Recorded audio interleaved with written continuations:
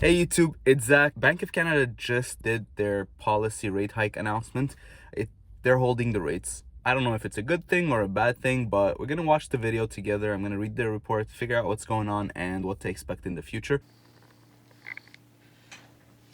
Okay, so I was supposed to post this about maybe a month ago. I already shot it, I did all the research I needed to do, but then I got a little bit busy. So when you're watching this video and I'm not in front of the computer editing talking to you, imagine that I just found out and it's still the end of October. This announcement is so important because although we had one rate hike pause for a little bit was it in April, it drove the market very crazy. Ever since they've been increasing the market right now, real estate wise, is completely dead. Are stocks down? Depends what your time frame is. There you go. Since April. If I bought stocks in April, they're down.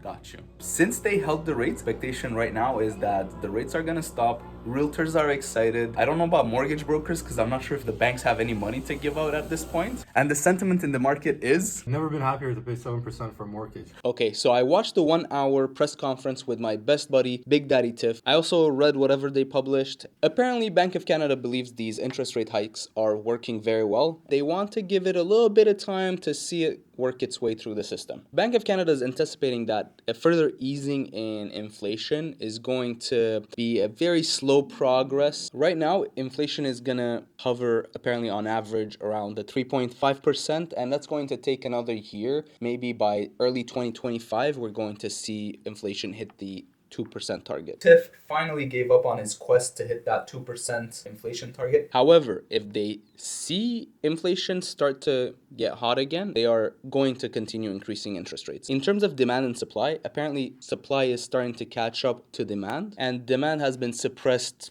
enough. Our GDP is not going to see any growth for the next little while. It's going to be on average below the 1%. It's not going to go into the negatives, so technically we don't have any recession, but we're not going to see the economy grow. You can say bye-bye Canada pretty much. Canada? The two areas of my interest is housing and government spending. Tiff Macklem said demand for housing has slowed. I don't know if you can call that necessarily demand for housing slowed. I think people still need to move out. They still need homes.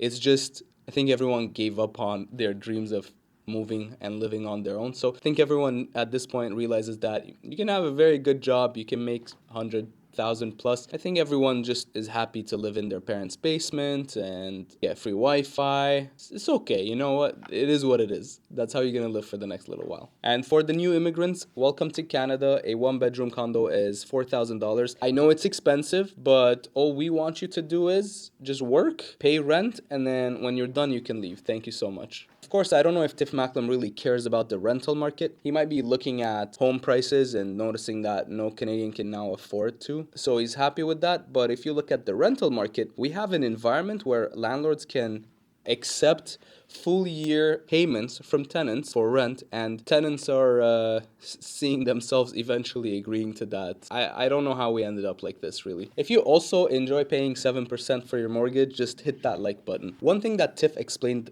really well during this press conference, monetary policy is a little bit more effective and it takes effect much faster in Canada compared to the United States because our mortgages renew every 5 years or 3 years or whatever your mortgage term is.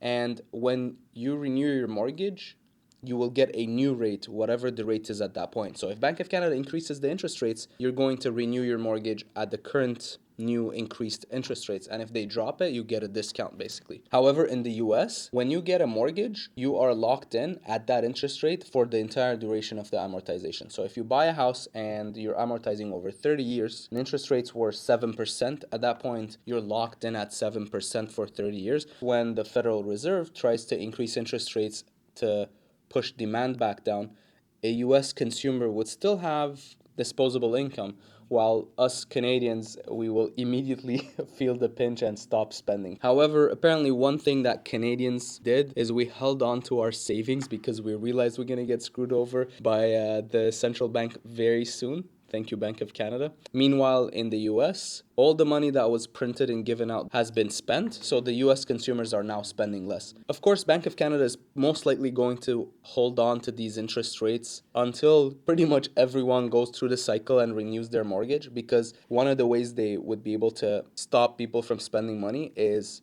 to increase the interest rates on their mortgages, and we have to wait until everybody renews their mortgage so that everyone stops spending money. To everyone who purchased a home 2019, 2020 and got a very, very cheap mortgage, you can hold your breath as long as you want. They're coming for you. Bank of Canada is going to be issuing a report in November talking about different mortgages and when they're coming for renewal and how that's going to impact the economy. So I'm going to make a video on that. Stay tuned for it and make sure you subscribe to the channel. And because you subscribe to the channel, here's a picture of a monkey eating a banana.